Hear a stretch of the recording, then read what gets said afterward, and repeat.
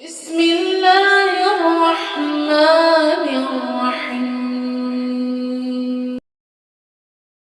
اگلا سوال ہے کہ اگر کوئی شخص جنبی ہو اور سحری کے وقت اٹھے اور وقت کم ہو تو پہلے غسل کرنا ضروری ہے یا سحری مکمل کر لے اس کے بعد غسل کر لے؟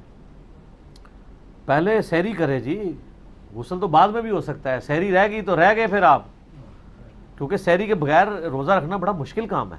صحیح۔ بخاری و مسلم میں حدیث ہے، اما عائشہ کہتی ہیں کہ نبی علیہ السلام جب جنبی ہوتے اور احتلام کی وجہ سے نہیں ہوتے تھے، یعنی وہ یہ کہنا چاہ رہی تھی میاں بیوی کے تعلق کی وجہ سے، تو آپ علیہ السلام بسا اوقات طلوع فجر کے وقت اٹھتے اور آپ روزہ رکھ لیا کرتے تھے۔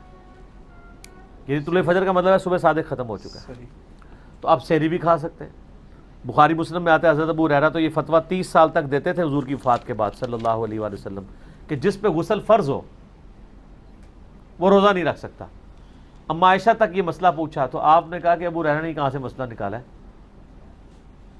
جب ان کو پوچھا گیا تو انہوں نے کہا کہ نبی علیہ السلام تو خود یعنی اپنی بیویوں سے تعلق قائم کرنے کی وجہ سے جنبی ہوتے تھے اور آپ اس حالت میں روزہ رکھ لیتے تھے اور فجر کا وقت داخل ہونے کے بعد غسل اتارا کرتے تھے۔ تو آپ پہلے سحری کھائیں پھر بعد میں، لیکن اس میں ترمذی میں حدیث ہے کہ جو بندہ روزے کی حالت میں کلی یا ناک میں پانی چڑھائے تو زیادہ غلو نہیں کرے گا، کیونکہ اگر آپ نے کلی کرتے ہوئے حلق سے نیچے اتر گیا تو روزہ گیا، ناک پہ چڑھاتے وقت اوپر گیا تو روزہ گیا۔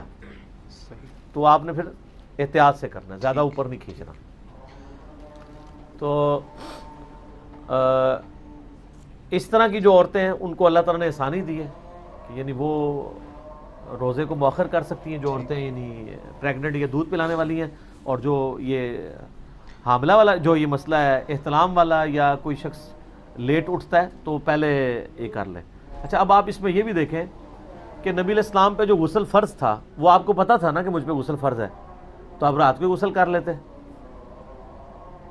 صحیح۔ احتلام والے کو تو بیچارے کو پتہ ہی نہیں ہوتا، صحیح، تو اس کیس میں بھی وہ روزہ رکھ سکتا ہے جس کو پتہ ہے کہ میں نے غسل اتارنا ہے۔ جس بیچارے کو پتہ ہی نہیں ہے کہ میں نے غسل میرے پہ صبح اٹھ کے اس کو پتہ چلا تو وہ درجہ اولا کر سکتا ہے۔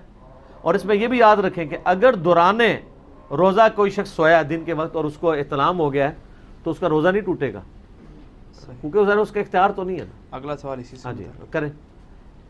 آپ نے جواب دے دیا۔ اسی کا دوسرا پورشن یہ ہے کہ اگر کوئی جذبات سے مغلوب ہو کر مشت زنی کر لے تو پھر روزے والا اس کے اوپر میں نے بات کی ہوئی تھی نا کہ اس کے روزے کا پھر وہ کفارہ تو نہیں دے گا، وہ 60 روزوں والا، وہ فدیہ یعنی فدیہ نہیں، قضا، ایک روزے قضا کرے اور توبہ کرے۔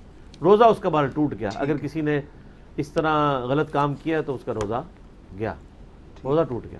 روزہ توڑنے والے کاموں میں سے ایک کام ہے یہ، اور یہ اتفاقی مسئلہ ہے۔